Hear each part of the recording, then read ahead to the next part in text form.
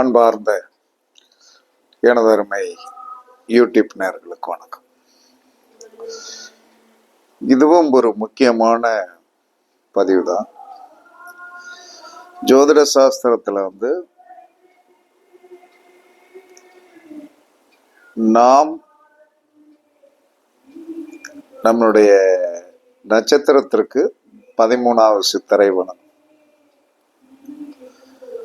இது 100% நம்மளுடைய வாழ்க்கையில் இருக்கிற கர்மாவை சரி பண்ணக்கூடிய சக்தி.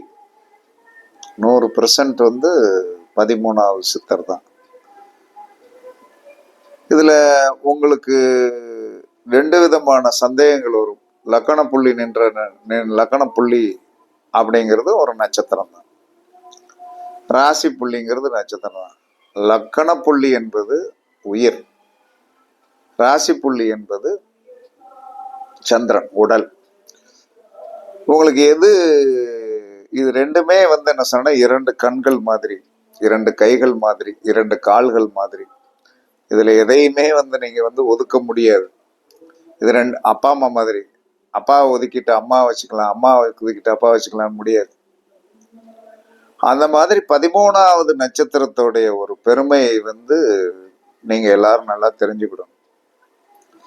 இப்ப எல்லா மனிதனுக்குமே தன்னுடைய பிறப்பு நட்சத்திரத்திற்கோ லக்னப்புள்ளி நட்சத்திரத்துக்கோ 13வது நட்சத்திரத்து சித்தரை வழிபடும். 2 பேருமே வழிபடுங்க. ஏன்னா 2 கண்கள் தானே.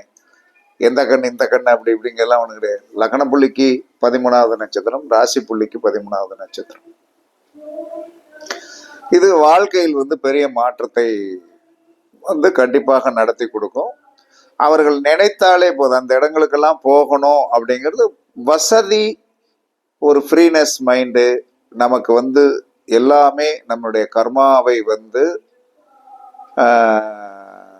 சரி பண்ண ஒரு மனோநிலை எல்லாம் வந்த பிறகு அந்த இடத்துக்கு போங்க. ஏன்னா இது எல்லாமே 13வது நட்சத்திரத்திற்குண்டான, எல்லாம் 27 நட்சத்திரத்திற்குண்டான சித்தர்களை நெட்டில் டவுன்லோட் பண்ணுங்க, கண்டிப்பா வந்துடும். அதில் நீங்க பிறந்த நட்சத்திரத்திற்கு 13வது சித்தர் யாருன்னு பாருங்க. உங்களுடைய லக்ன புள்ளின்னு ஒன்று இருக்கும். அந்த லக்ன புள்ளிக்கு நின்ற நட்சத்திரத்துக்கு 13வது நட்சத்திரம் சித்தர் யாருன்னு பாருங்க. இது கண்டிப்பான பயங்கரமான வெற்றியை கண்டிப்பாக கொடுக்கும். இது எந்தவித மாற்றத்தையும் கொடுக்காது. இதுல என்ன செய்யணும்? சரி, அந்த சித்தர்களுடைய படங்கள் கிடைக்கும். 27 நட்சத்திரங்களுக்கு உண்டான சித்தர்களுடைய படங்கள் கண்டிப்பாக நம்மளுடைய நெட்டில் டவுன்லோட் பண்ணோம்னா சித்தர்களுடைய 27 நட்சத்திரத்திற்கு உண்டான இமேஜஸ் அப்படின்னு போட்டீங்கன்னா வந்துடும். உங்களுக்கு லக்கணத்திற்கு 13, லக்ன புள்ளிக்கு 13, ராசி புள்ளிக்கு 13வது நட்சத்திரத்துக்கு உண்டான சித்தர்கள் பேர் போட்டீங்கனாலே ஆட்டோமேட்டிக்காக வந்துடும். அதை ஒரு சின்ன படமா எடுத்து வச்சிடும். அப்படி எடுத்து வைத்து நீங்கள் பார்த்தாலே அவர்களுடைய ஆன்மா உங்களுக்கு உதவி செய்யும். சரி, லக்ன புள்ளிக்கு 13வது நட்சத்திரத்திற்கு உண்டான உணவையும் ராசி புள்ளிக்கு 13வது நட்சத்திரத்திற்கு உண்டான உணவையும் தினமும் சாப்பிடுங்க. ஒரு நாள் விட்டு ஒரு நாள் சாப்பிடுங்க. இதனால் என்ன நடக்கும்னா தேக பலம், ஆத்ம பலம் கிடைச்சிடும். ஒரு மனிதனுக்கு தேவை தேக பலமும் ஆத்ம பலமும் தான். இந்த தேக பலமும் ஆத்ம பலமும் மனிதனுக்கு இல்லை. தேக பலம் இருக்குது, ஆத்மா பலம் இல்லைன்னா ஒண்ணும் பண்ண முடியாது. ஆத்மா பலமா இருக்கு, தேக பலம் இல்லைன்னா ஒண்ணு முடியாது. அப்ப ரெண்டையும் என்ன சொன்ன இணைக்கக்கூடிய சக்தி லக்ன புள்ளிக்கு 13வது நட்சத்திரம், ராசி புள்ளிக்கு 13வது நட்சத்திரம் கண்டிப்பாக ஒரு பெரிய வெற்றியை உங்களுடைய வாழ்நாளில் எதிர்பார்க்க முடியாத ஒரு வெற்றியை கண்டிப்பாக கொடுக்கும். அதுல எந்தவித மாற்று கருத்துமே கண்டிப்பாக கிடையாது. அதனால அந்த உணவுகளை அடிக்கடி எடுத்துக்கொள்ளுங்கள். உங்களுடைய பூஜை ரூம்ல சாமி கும்பிடும் போது அந்த உணவுகளை நீங்கள் வைத்து சாமி கும்பிட்டு சாமிக்கு படையல் பண்ணிவிட்டு சாமிக்கு வச்சுட்டு சிம்பிளா வைங்க. 13 அப்படின்னா என்ன சொல்ற 13 எண்ணிக்கையை கூட வைக்கலாம். அது ஒன்றும் தப்பெல்லாம் கிடையாது. ஏன்னா 13வது நட்சத்திரம் 13 எண்ணிக்கை செய்யணும். இன்னொரு விஷயம் சொல்றதுக்கு ஒண்ணு, நீங்கள் எந்த திதியில் போய் பிறந்தீர்களோ, எப்படியும் 15 திதி. அவ 15 பிரதமையில் போய் பிறந்தால் 1 பொட்டலம் உணவு, தூதியில் போய் பிறந்தால் 2 பொட்டலம் உணவு, தசமியில் போய் பிறந்தால் 10 பொட்டலம் உணவு. பௌர்ணமியில் போய் பிறந்தால் 15 பொட்டணம் உணவு, அமாவாசையில் போய் பிறந்தால் 15 பொட்டணம் உணவு, அல்லது 15 எண்ணிக்கை உள்ள பொருள்கள் வாங்கி கொடுத்து பாருங்க, பணத்திண்டாட்டம் வராது. இது உண்மையான 100% உண்மை. 10, அதாவது தசமி அப்படின்னா 10. அப்ப அந்த 10 டெய்லி ஆக்டிவேஷன் பண்றது என்னது? 10 பேருக்கு உணவு கொடு. திதினா என்னது? திதினா என்னது? திதினா உணவு. திதி என்பது முன்னோர்களுக்கு என்னது கிடைக்கும்? பிண்டம், உணவு, எள்ளு, அது மேல நெய் ஊத்தி, அது மேல தூள் சக்கரை போட்டு, இதெல்லாம் பண்ணுவது எதற்காக? பண்ணி எங்க கொண்டு போய் போடுறோம்? தண்ணியில கொண்டு போய் போடுறோம். தண்ணியில இருக்கிறது எது சாப்பிடுது? நீர்வாழ் உயிரினங்கள் கண்டிப்பாக சாப்பிடும், எல்லாமே சாப்பிடும். அப்ப எந்த ஒரு மனிதன் என்ன திதியில் போய் பிறந்திருக்கிறீர்களோ, என்ன திதியில் போய் பிறந்திருக்கிறீர்களோ, அந்த திதிக்குண்டான நம்பரில் நீங்கள் தினமும் என்ன சொன்னா, நம்மளால முடியல அப்படி, நம்மளால அவ்வளவு தூரத்துக்கெல்லாம் 10 பொட்டணம்னா என்ன சார் ஆச்சு? 10 பொட்டணம்னா சாதாரணமே 300 ரூபாய் ஆச்சு சார், ஒரு நாளைக்கு 300 ரூபாய் நான் செலவழிக்க முடியுமா அப்படின்லாம் நீங்க வேண்டாம். அந்த திதிக்குண்டான எண்ணிக்கையில் கண்டிப்பாக என்ன சொன்னா, ஏதாவது ஒரு சின்ன பொருள்னாலும் உங்களுடைய திதி தான பொருள் அப்படின்னு ஒண்ணு இருக்கு. திதி என்ன, திதிக்கு என்ன தான பொருள் பண்ணணும்? திதி தான பொருள்னா இப்போ ஒவ்வொரு திதிக்குமே என்ன சொன்னா தான பொருள்கள் நம்ம பண்ணலாம். அதை என்ன சொல்லலாம்னா எண்ணிக்கையில் வயசில் தானம் பண்ணுவது சிறப்பு. அது என்ன சொல்லலாம்னா டெய்லி என்னெல்லாம் பண்ண முடியாது. அப்போ உங்க திதி வரும்போது வளர்வரையில் ஒன்று வரும்னா தேவையில் வரும்னா அந்த எண்ணிக்கையில பண்ணுங்க. ஏன்னா அப்போ மாசத்துக்கு என்ன எவ்வளவு செலவாயிரும்? பெருசா செலவாகாது. அதை செய்யுங்கள், பணப்பற்றாக்குறை நீங்கிடும். 13வது நட்சத்திரமும் ராசிக்கு 13, லக்கண புள்ளிக்கு 13 நட்சத்திரத்துக்கு உண்டான உணவுகளை நன்றாக சாப்பிடுங்கள். தேக பலம், ஆத்ம பலம் கண்டிப்பாக வலிமையாயிரும். அதற்கு அடுத்து பரிபூரணமான காசை கொடுக்கின்ற ஒரு நட்சத்திரம் எது? பரிபூரணம் அப்படிங்கிற காசை கொடுக்கக்கூடியது 8வது நட்சத்திரம். இதில் லக்கண புள்ளிக்கு 8வது நட்சத்திரத்தையும் இயக்கலாம், ராசி புள்ளிக்கு 8வது நட்சத்திரத்தையும் இயக்கலாம். என்ன இதுக்கு ஒரு ஜோதிட சூத்திரத்துல வழி சொல்லியிருக்கான்னா, ஏன் இந்த 8வது நட்சத்திரம் உண்மைதானா அப்படிங்கிற ஒரு கேள்வி எல்லா மனிதனுக்கும் எழும். உண்மைதான். காலபுருஷனுடைய தலைமை லக்கணம் மேசம். அந்த மேச லக்கணத்தில் முதல் நட்சத்திரம் எது? முதல் நட்சத்திரம் அசுபதி.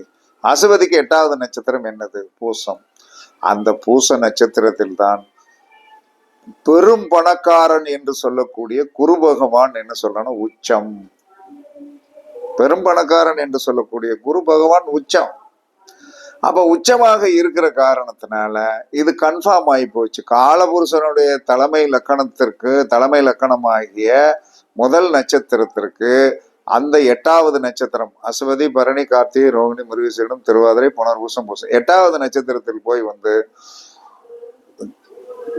குரு என்று சொல்லக்கூடிய பெருந்தனக்காரன் உச்சமாவதனால் நீங்கள் என்ன செய்ய வேண்டும் என்று சொன்னால், உங்களுடைய லக்கணத்திற்கு, ஏன்னா நம்ம 2 வழியில போவோம், ஒரு வழியில போக முடியாது. ஏன்னா காலபுருஷனுடைய தலைமை லக்கணம் என்பது அவர் கடவுள், நம்ம மனுஷன்.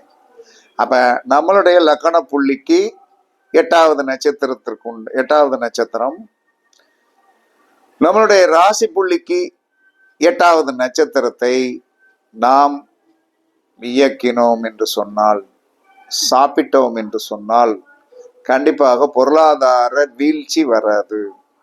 பொருளாதார வீழ்ச்சி வராது. அந்த பொருளாதார வீழ்ச்சி வரக்கூடாது என்று சொல்லக்கூடிய மனிதன் என்ன செய்ய வேண்டும் என்று சொன்னால், சித்தர்கள் என்று சொல்லக்கூடிய ஆத்ம பலத்தையும் தேக பலத்தையும் கொடுக்கக்கூடியவர் இருவர்கள். லக்கண புள்ளி, ராசி புள்ளி, 13வது நட்சத்திரம். அதே மாதிரி பொருளாதாரம் என்பதில் நாம் கண்டிப்பாக வீழ்ச்சி பெறக்கூடாது. நாம் நம்மளுடைய தேவைகளை பூர்த்தி பண்ணக்கூடிய அளவில் நாளும் என்ன சொல்லலாம்னா, நீங்கள் கண்டிப்பாக வெற்றி பெற வேண்டும் என்று சொன்னால், கண்டிப்பாக வெற்றி பெற வேண்டும் என்று சொன்னால் உங்களுடைய லக்கண புள்ளிக்கு 8வது நட்சத்திரத்திற்கு உண்டான உணவை சாப்பிடுங்கள். அதுல அப்படி இப்படி என்ன தேதி குழப்பத்துல பண்ண 8வது நட்சத்திரம் அது 8வது நட்சத்திரம் தான். ராசி புள்ளிக்கு 8வது நட்சத்திரம் 8வது நட்சத்திரம். இந்த உணவை வந்து என்ன சொல்லலாம், மனிதன் வந்து சாப்பிடுங்கள். அப்படி சாப்பிடும்போது என்ன நடக்கும்னா, பொருளாதாரத்தில் இருக்கின்ற இந்த உடல் இந்த சோல்ல வந்து நிறைய மைனஸ்கள் இருக்கு. இந்த சோல்ல இந்த உடம்புல வந்து என்ன சொல்லலாம்னா பலவிதமான மைனஸ்கள் இருக்கு. அது பூரா வந்து என்ன சொல்லனா ஒரு சித்தர்களுடைய நாமத்தை சொல்லுவதனாலும், நம்மளுடைய நட்சத்திரத்திற்கு லக்கண புள்ளி நட்சத்திரத்திற்கு 8வது நட்சத்திரத்துக்கு உண்டான உணவுகளை சாப்பிடுவதன் மூலமாகவும், ஆத்மாவை சரி பண்ணக்கூடிய சக்தி வந்து சித்தர்கள் மூலமாகவும், தேகத்தை சரி பண்ணக்கூடிய சக்தி நீங்கள் கண்டிப்பாக என்ன செய்யணும்னா, உங்களுடைய லக்கண புள்ளிக்கு 8வது நட்சத்திரம், ராசி புள்ளிக்கு 8வது நட்சத்திரத்தை கண்டிப்பாக இயக்குனீர்கள் என்று சொன்னால், ஏன்னா லக்கண புள்ளிக்கு 4ஆம் இடம் என்பது சுகஸ்தானம், ராசி புள்ளிக்கு 4ஆம் இடம் என்பது சுகஸ்தானம். 2 சுகஸ்தானங்களை ஒரு மனிதன் வந்து சரி பண்ணினான் என்று சொன்னால், லக்கண புள்ளிக்கு 13வது நட்சத்திரம் 6ஆம் இடத்தில் வரும். ராசி புள்ளிக்கு 13வது நட்சத்திரம் 6ஆம் இடத்துல தான் வரும். 6ஆம் இடத்துல தான் வரும். அப்ப 6ஆம் இடத்துல தான் வரும் அப்படின்னு சொல்லி வரும்போது, 6ஆம் இடம் என்பது ஒரு பெரிய உபஜயஸ்தானம்.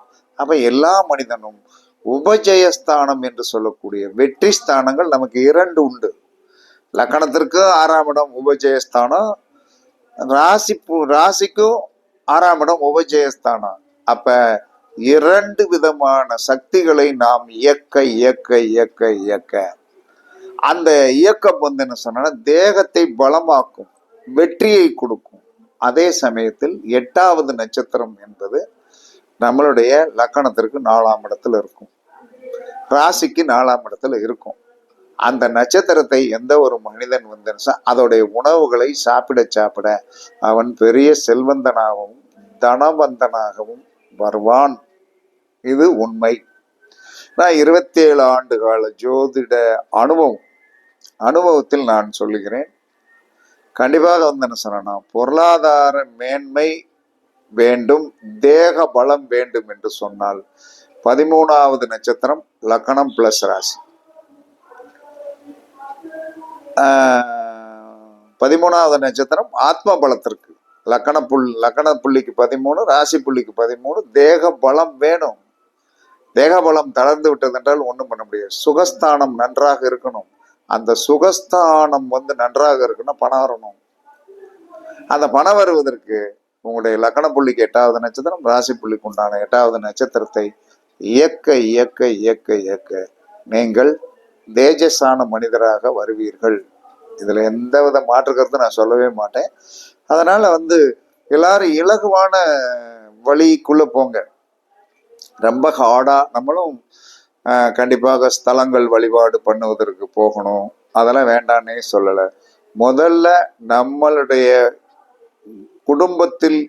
குடும்பத்தை சரிபடுத்தி பொருளாதார மேன்மை பெற்று, பிளஸ் வந்து என்ன சொல்றான்னா வந்து நம்ம கோயிலுக்கு வந்து குடும்பத்தோடு தம்பதி சகிதமாக அங்கே போய் ரூம் போட்டு கோயிலில் சாமி கும்பிட்டு நல்லா சாப்பிட்டு வருவதற்கு இந்த பேசிக்கை நீங்கள் கடைபிடித்தீர்கள் என்று சொன்னால், அந்த 13வது நட்சத்திரத்திற்கு உண்டான சித்தர் இருக்கின்ற இடத்திற்கு அவரே அழைத்து கொள்வார். லக்கணம் புள்ளிக்கு 13வது நட்சத்திரத்தில் இருக்கின்ற சித்தர் அவரை அழைத்து கொள்வார். வாங்க என்னை வந்து வழிபட்டு செல் என்பதை அவரே ரூட்டு போட்டு கொடுக்கக்கூடியவர். அதே சமயத்துல பொருளாதார கஷ்டங்கள் நீங்கணும் அப்படின்னா 8வது நட்சத்திரம் அது ஒரு விதத்தில் வந்து நம்மளுடைய அழுக்கை எடுக்கும். அந்த உணவை சாப்பிடுங்க. ஒரு ஸ்டக்கப்பிங் ஆயிடுச்சு அப்படின்னோன்னு என்ன சொல்லலாம்னா வந்து ராசிக்கு 8வது நட்சத்திரத்திற்கு உண்டான அந்த உணவை வந்து கொஞ்சம் டச் பண்ணுங்க. லக்கண புள்ளிக்கு 8வது நட்சத்திரத்துக்கு உண்டான உணவை டச் பண்ணுங்க. என்ன நடக்கும்? கண்டிப்பாக வந்து அந்த ஸ்டக்கப்பிங் எடுத்து விட்டுரும். சில சமயோகித நிலைமைகளில் வந்து மனிதன் வந்து அப்படியே டம்பாய் உட்காந்துருவாங்க. இந்த கடன் காட்சி வாங்குறது அல்லது வந்து படக்குன்னு போய் வந்து என்ன சொன்னா ஒரு இதில் மாட்டிக்கிறது எல்லாம் என்ன சொன்னா, இந்த 8வது நட்சத்திரம் லக்கண புள்ளிக்கும் ராசி புள்ளிக்கு உண்டான நட்சத்திரம் உங்களை சலவை செய்யக்கூடியது ஒரு சலவை தொழிலாளி. இந்த ட்ரெஸ்ஸை வந்து என்ன சொன்னா, வாஷிங் மிஷின்ல போட்டு நல்லா நீட் பண்ணி கரெக்டா மடிச்சு வைக்கிறது ஒரு ஆள் இருக்கு இல்லையா, அப்ப அப்படின்னா தான் போட்டு நம்ம வந்து நல்லா உட்கார முடியும். இல்லைன்னா அது பாட்டு குப்பை கணக்கு இருந்தால் எப்படி போட்டு நல்லா உட்கார முடியும்? அப்ப அந்த சலவை தொழிலாளி என்று சொல்லக்கூடிய 8வது நட்சத்திரம் பணத்திற்கும் ஓகே, சுகஸ்தானத்தை மேன்மைப்படுத்துவதற்கும் ஓகே, பெரிய செல்வந்தற்கு ஆவதற்கும் அது ஓகே ஆகும். 13வது நட்சத்திரத்துக்கு உண்டான சித்தர்கள் லக்கண புள்ளி ராசி புள்ளிக்கு மிக உயர்ந்த வெற்றியை தருவார்கள். இது என்னுடைய 27 வருட அனுபவத்தில் நான் கண்டது. பரிச்சித்து பாருங்கள். எல்லோரும் வெற்றி பெறணும், எல்லோரும் நல்லா இருக்கணும். இன்னும் ஜோதிடத்தில் வந்து நிறைய பேச வேண்டியது இருக்குது. காலம் வந்து சில ரகசியங்களை சொல்ல விட மாட்டேங்கிறது. பிறப்பு ஒரு பேரக்கம் வச்சவனு கண்டுபிடிச்சவன் இப்ப சொன்னவனே என்ன சொன்னா, இவன் என்ன அப்படிங்கிறது சொல்லிடலாம். அதை வந்து உடனே சரி பண்ணி கொடுப்பதற்கு வந்து விதி வேணும். அந்த விதியை வந்து அவர்கள் தேடணும். அப்பதான் விதியை சரி பண்ண முடியும். அதனால என்ன சொல்றான்னா, 13வது நட்சத்திரம் 8வது நட்சத்திரம் வாழ்க்கையில் உங்களை உயர்ந்த கோபுர உச்சிக்கு கொண்டு செல்லும் என்று கூறி, பெரிய யோகத்தை அடைவீர்கள் என்று கூறி உங்களிடமிருந்து விடைபெறுவது சிப்பிப்பாறை ஜோதிடரசு ஆதி ராகவன் ஜெயபாலாஜி. சுகமே சூழ்க, சுகமே சூழ்க. வாழ்க வளமுடன், வாழ்க வளமுடன். வணக்கம், வணக்கம், வணக்கம்.